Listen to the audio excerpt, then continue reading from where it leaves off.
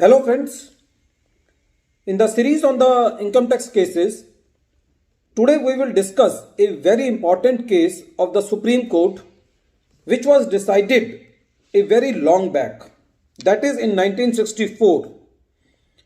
The name of the judgment is BANARSI DEBI versus Income Tax Officer, and this case has been reported in 53 ITR at page number 100. As all we know that in income tax, there is a lot of litigation on section 148. In section 148, if we read the section verbatim, then there is the word that the notice should be issued within the time period which is prescribed in section 149. So, the question arises, what is the meaning of term issue? The term issue has not been defined in the Income Tax Act. So there is general rule that when something is not defined in the Income Tax Act, then we have to go by the General Clauses Act or by the meaning which is generally used or by the meanings which have been given by the various dictionaries on law. First of all, in this case, the Supreme Court held that the word issued is also used in the same sense as served in the Income Tax Act. From this, it is very clear that the Supreme Court is very clear on this point that whenever the word issue is there, then it will encompass into it the word served. Until and unless the notice will be received or served to the assessee, the word issue do not have any meaning. Further, it was pointed out by the Supreme Court that the dictionary meaning of the word issue in the act of sending out, put into circulation, delivery, etc. Meaning thereby that issue will be completed only when the notice has been put into the circulation, the notice has been sent out by the department, the notice is out of control, out of the reach of the department, only then it will be termed as issued.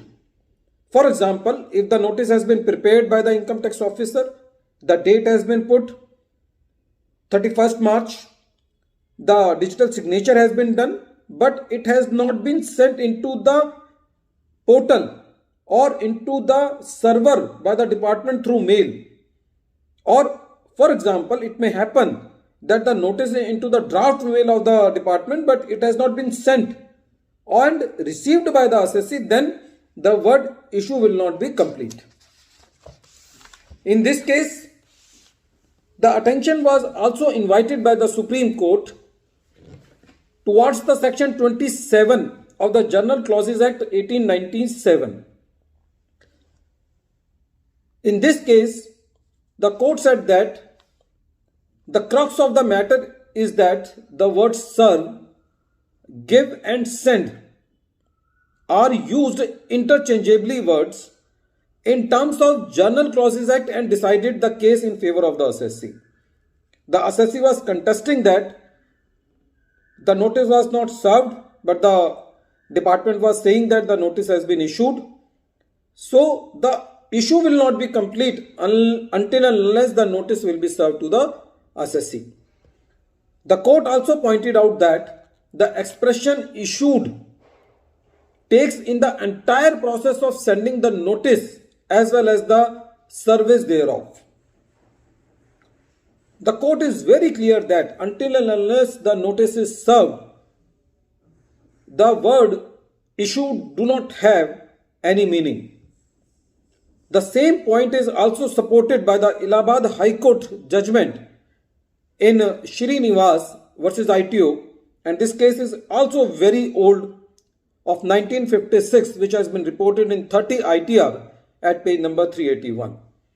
So if we will read these two judgments, then it is very clear that the issue means the service of the notice to the assessee until unless the notice is served to the assessee, then according to these two judgments, the word issue do not have any meaning.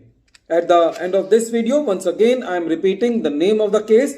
The name of the case is BANARSI DEBI versus ITO 1964, and this matter has been reported in 53 ITR at page number 100 by the Supreme Court. Thank you, friends.